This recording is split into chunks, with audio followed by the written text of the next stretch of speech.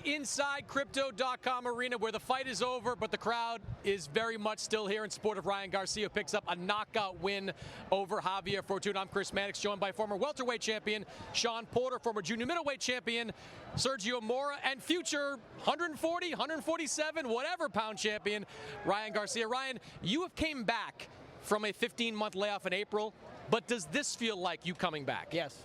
I told everybody they should have. I mean, I don't want to disrespect Takeout, but like that was my tune-up, and it's not because he wasn't a good fighter. It was myself. I knew that I was rusty, and I knew that I had to get back on track. I had to figure things out, and this fight I knew I was going to show a great performance. Sergio, what impressed you the most about Ryan's performance? Everything. He's back. I mean, look, I was impressed with the Takeout fight. It's just whenever you have expectations of a man like this, of a young star, you want him to knock out everybody. That's not going to be the case, especially when you have fighters like Takeout who aren't willing to exchange with you. This man exchanged. He did what he had to do. He knocked out a former champion. No one has been able to do that. Fortuna got stopped in the 11th round in a fight he was winning. He was never in this fight. Sean, what impressed you? Punch selection. We take a look at the punches that put Javier Fortuna down. They were hooks, but the punch placement, and then also another key adjustment that I saw you make, Ryan, I was very impressed with. You were straight for a lot of the beginning of the fight, and then you started coming around with the right hook. And as soon as you did it, I was thinking like it's time for the right hook. And of course, you threw it and you landed. You're seeing more. You're being patient, and you're doing all the right things in and out of the ring. You called it perfect. Once I landed that right hook, he didn't see it coming. No, it was over. I seen him shake. He actually was really hurt. He plays possum a little bit. Like I heard him once, and I'm like, and he starts throwing big overhands. I'm like, oh shit. All right.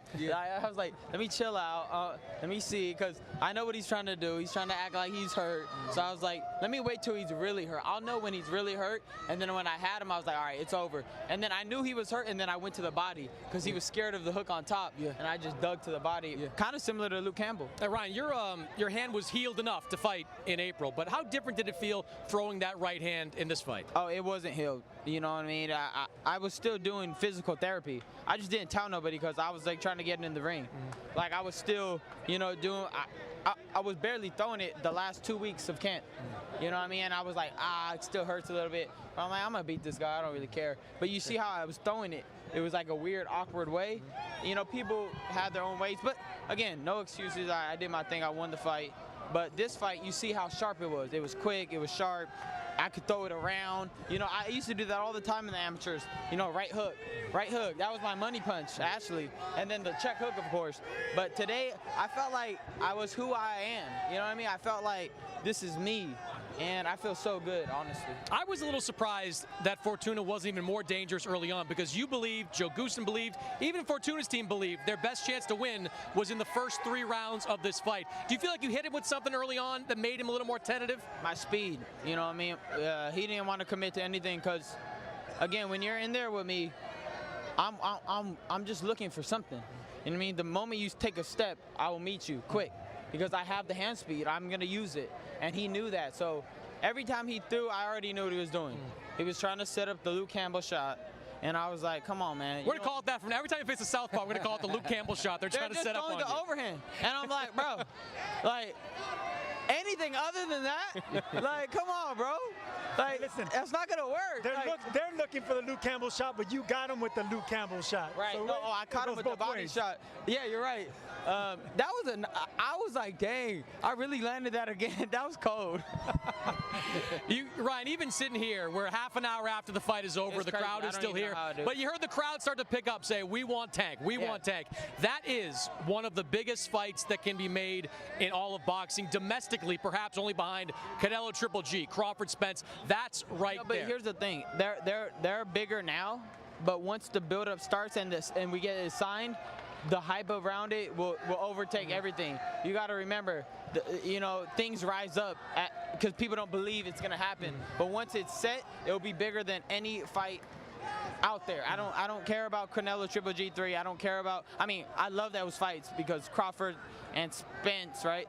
That's a fight I always wanted to see. But I'm saying, like, commercially, you know, the general public, once that fight's announced, it's the biggest fight out there. Ryan, let me ask you this: Is that what you always wanted? We were talking about fighting here at Crypto.com Arena, and it's full. It's what I always wanted. And I was talking about you, like, man, he's gonna be excited. He can't wait to feel this. But then I had to realize, like, everybody's not me. Was that your goal, to be able to sell out and sell out and beat the best? Yes, that was my main goal as coming into the pros. I didn't think about, like, I don't think about the stuff that don't really, like, hold value to me. You know, other people it may, and I respect that. But to me, I wanted to win a gold medal, and then when I beat Luke Campbell, I felt that way. Yeah. And now I just want to beat the best fighters I feel in my heart are really good. And what the people want. And I'm going to give them that, and I'm satisfied. These bouts don't matter at the end of the day. It just matters what you know, at the end of the day, it's about what God has planned for your life. And that's all I care about. So everything else doesn't matter to me. I just care about fighting Tank, beating him, making a bunch of money for my family and everybody around me, and blessing people. You know, man, that's all I care about. You guys could complain about bouts all you want. It's not a shot at any organization. It's just, to me, the bouts are diluted. It's like putting water in alcohol that it's not gonna hit right.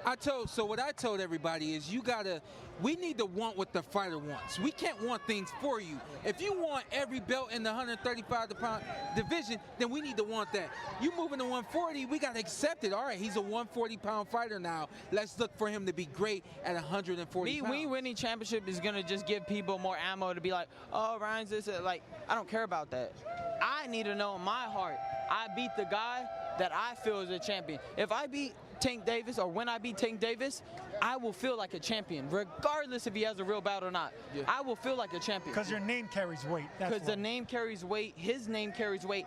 To me, he's a great fighter. I would actually be a fan of him if I wasn't, you know, a fighter, because I like how he fights. Yeah. And I have respect for him, and I think he's a great fighter, but I think I'm a better fighter. Well, we know you want the fight, and I believe Tank Davis wants the fight. I believe fighters want the fight. We need Mayweather Promotions to want the fight. We need Golden Boy Promotions to want the fight. We need DAZN and Showtime to want the fight. Everybody to get together and make that. John Porter wants the fight, and Sergio Mora wants the fight. All these people still here. You'll be there? I'll be there working. I love it. All right, Ryan Garcia will be back one way or the other in December. Hopefully it is against Tank Davis. Howard Cosell. Hey, I'll take it. I'll be Muhammad Ali in another way. You know? Love it. Hey, don't take that, Roland. Hey, I didn't say that. We will see you back in 3 weeks. Virgil Ortiz back in the ring, this time against Michael McKinson.